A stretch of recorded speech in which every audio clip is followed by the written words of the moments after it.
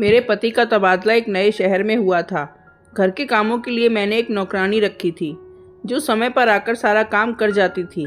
मैंने नोटिस किया कि बाल बच्चेदार होने के बावजूद भी उसे घर जाने की जल्दी नहीं होती है। एक दिन मैंने उससे पूछ लिया, रागिनी तेरे बच्चे कितने हैं? उनकी उम्र क्या है? बोली, दीदी 4 साल का बेटा और 6 बरस की बेटी है। ये सुनकर मुझे आश्चर्य हुआ। मैंने कहा कि इतने छोटे बच्चों को घर में छोड़कर आती है, तेरा पति संभालता है क्या? सुनकर वो हा हा करके हंसने लगी।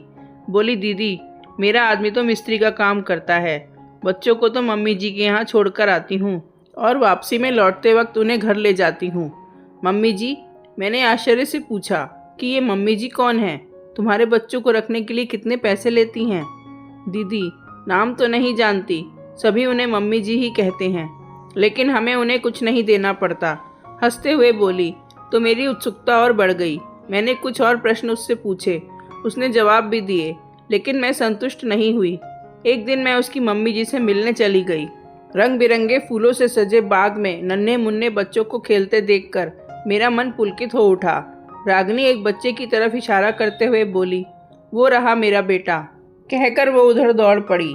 घर के बाहर किलकारी लिखा देखा तो तथाकथित मम्मी जी से मिलने की इच्छा और तीव्र हो गई। मैंने दरवाजे पर हल्के से दस्तक देते हुए पूछा, कोई है?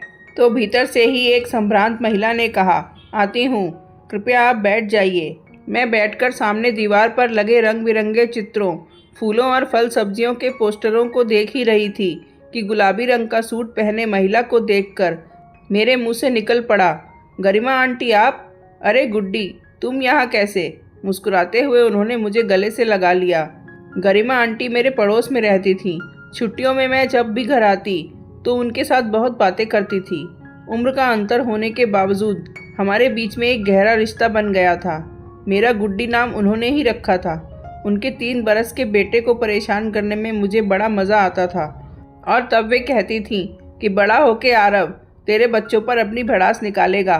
मैं हॉस्टल में ही थी तब मम्मी ने पत्र लिखा कि अंकल का तबादला हो गया है और तेरी गरिमा आंटी सब परिवार यहाँ से चली गई हैं।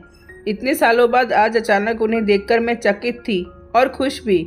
मैंने उन्हें अपने बारे में बताया, फिर उनसे पूछा कि अंकल जी कैसे हैं?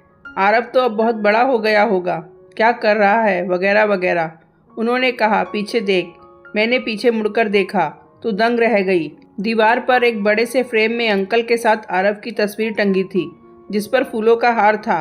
हे भगवान, ये सब कैसे? हम लोगों को तो नई जगह रास ही नहीं आई गुड्डी। अपने आंसुओं को रोकने का प्रयास करती हुई वे बोली, क्या मतलब? मैंने पूछा।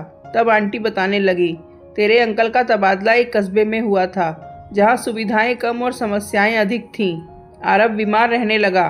डॉक्टर के बहुत चक्कर लगाए लेकिन बीमारी समझ नहीं आ रही थी। फिर हम यहाँ आ गए। तब डॉक्टर ने हमें मुंबई जाने की सलाह दी। वहाँ जाने पर पता चला कि आरव के दिल में छेद है जो अब कोई दवा कोई दुआ काम नहीं आई गुड्डी। हंसता बोलता आरव छोटी सी उम्र में ही मेरा हाथ छोड़कर चला गया। आंटी फूट फूट कर रोने लगी जैसे बरसों का गुब्बारा आज निकल रहा हो। मैंने उन्हें पानी पिलाया तो उन्हें अच्छा लगा। फिर बोली, कई महीनों तक हम एक दूसरे को दिलासा देते रहे, लेकिन कब तक? मेरा खालीपन बीमारी का रूप धारण करने लगा। तब हमने एक बच्चा गोद लेने का निश्चय किया और उसी कार्य के लिए घर से निकले ही थे कि रास्ते में एक महिला को अपनी पीठ पर बच्चे को बांधकर सड़क पर झाड़ू लगाते देखा तो मैं रुक गई। मैंने पूछा, ऐसे क्यों? घर में क्यों नहीं रख कर आती? ऐसे तो वो बोली, कहाँ मैडम, आदमी काम पर जाता है और सास बीमार रहती है।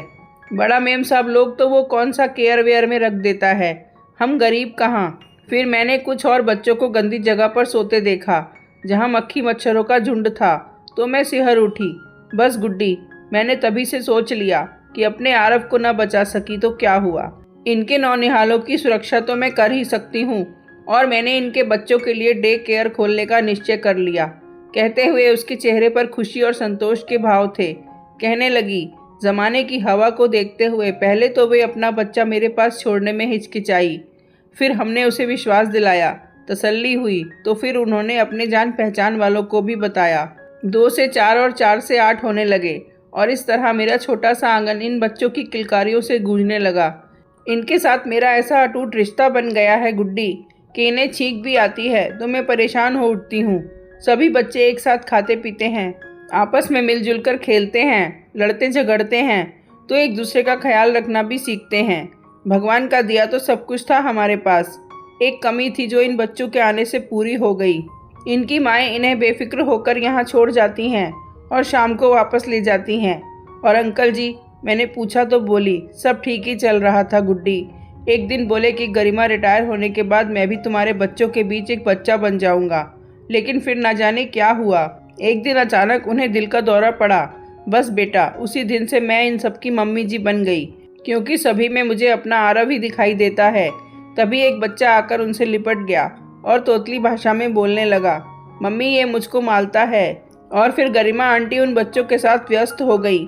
गरिमा आंटी की बगिया का एक फूल अधखिला रह गया तो उन्होंने बाकी फूलों को खिलाने का संकल्प कर लिया।